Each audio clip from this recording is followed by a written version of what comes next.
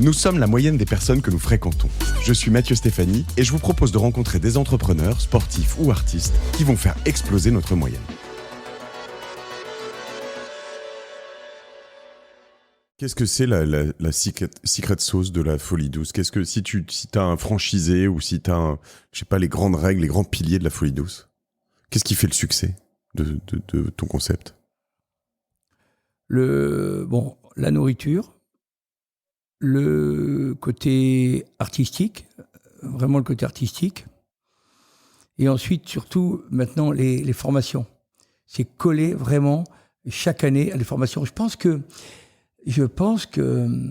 la technicité des gens, des grands managers, même dans les boîtes, dans les grandes entreprises, les ingénieurs, etc., tout ça, aujourd'hui,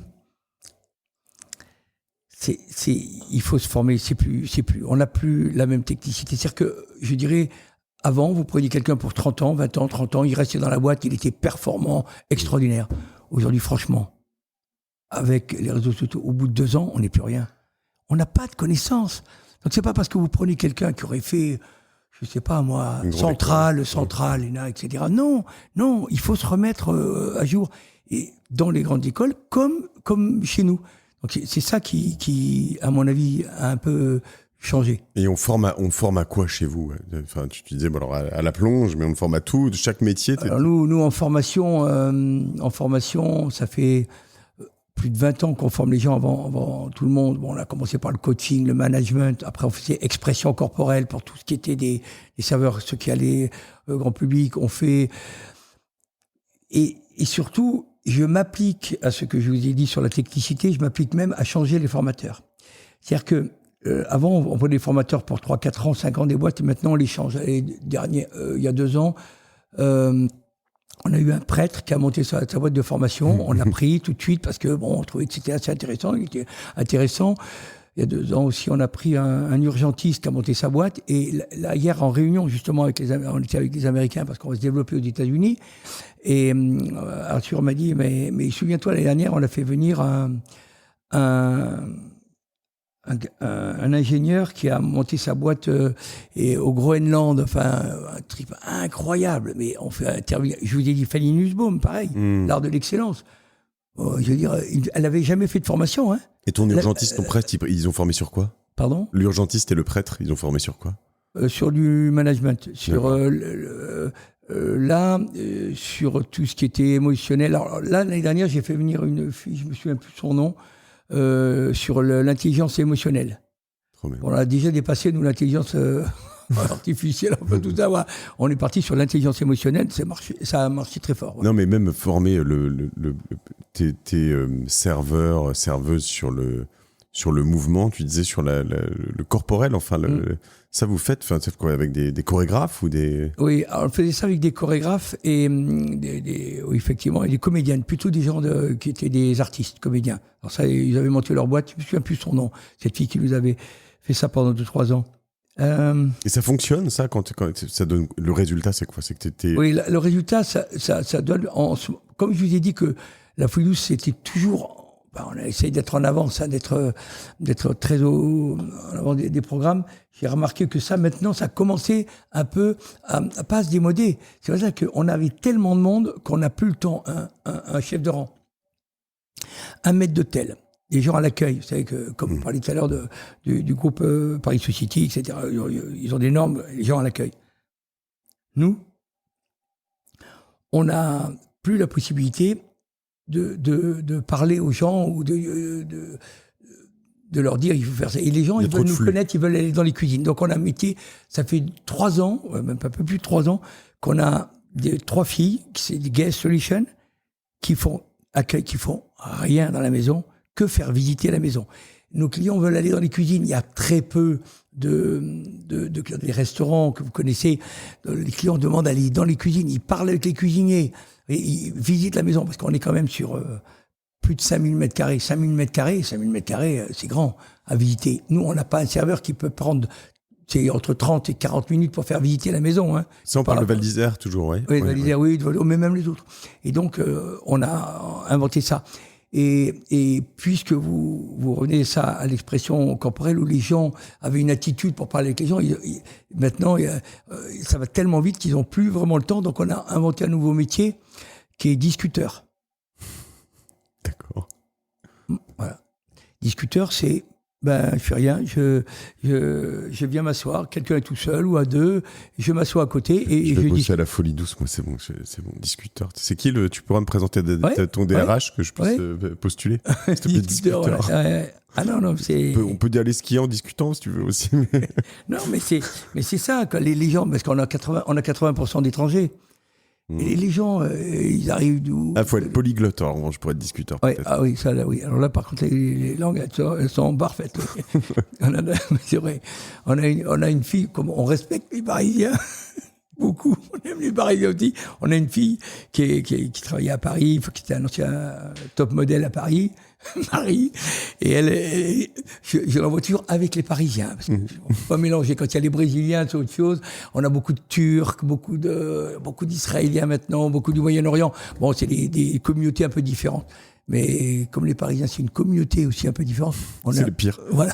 Non, pas le pire, mais Marie s'en occupe bien. C'est la seule qui réussit. Ouais. D'accord. Donc ouais, t'as un nombre de métiers quand même hallucinant. Alors c'est vrai que faut s'en rendre compte quand on travaille là-dessus. Tu me disais 800 personnes au total. Vous opérez encore 2 restaurants, c'est ça, en direct, en propre, ouais. En propre. Donc sur ces 2, vous devez avoir quoi, à peu près 300 personnes, quoi. Oui, c'est ça. 300. Ouais. 300. J'ai lu 64 millions de chiffre d'affaires en 2024, c'est ça? Oui. C'est complètement dingue pour un groupe de. Oui, enfin, un groupe comme moi, oui, au départ. Oui. Moi, je suis rien sans bien sûr. sans Betty et sans Camille qui sont à côté de nous. Non, mais bon, non, c'est pas grand-chose. C'est une question d'organisation, quoi. Voilà, c'est rendre les choses faciles, quoi. Là, hier, je faisais visiter les franchisés et je leur disais, si quand vous passez un certain volume, vous viendrez nous voir. Ils ont un volume qui est acceptable pour avoir une seule cuisine. Et je leur faisais visiter et ils ne comprenaient pas pourquoi, dans les 3 restaurants que j'ai, parce qu'on a beaucoup de couverts dans ces restaurants, pourquoi j'ai fait des cuisines dédiées. C'est-à-dire entrée, plat, dessert ou non, rien à voir. Rien à voir.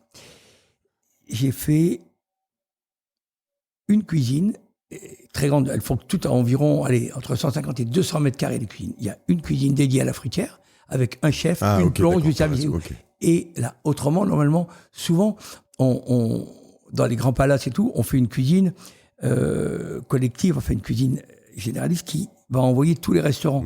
C'est très bruyant, c'est pas très sympa, etc. Même si vous avez plusieurs cuisines. C'est l'usine. L'usine. Alors nous, c'est d'une tranquillité. Quand vous viendrez nous visiter, vous verrez. C'est pour ça que les gens viennent nous visiter. C'est que voilà, le chef italien, il va même pas croiser pendant un mois, il va pas croiser le chef qui fait de la cuisine française. Vous voyez ce que je veux dire? Ou la nouvelle cuisine, le café de la gare qu'on va ouvrir l'année prochaine.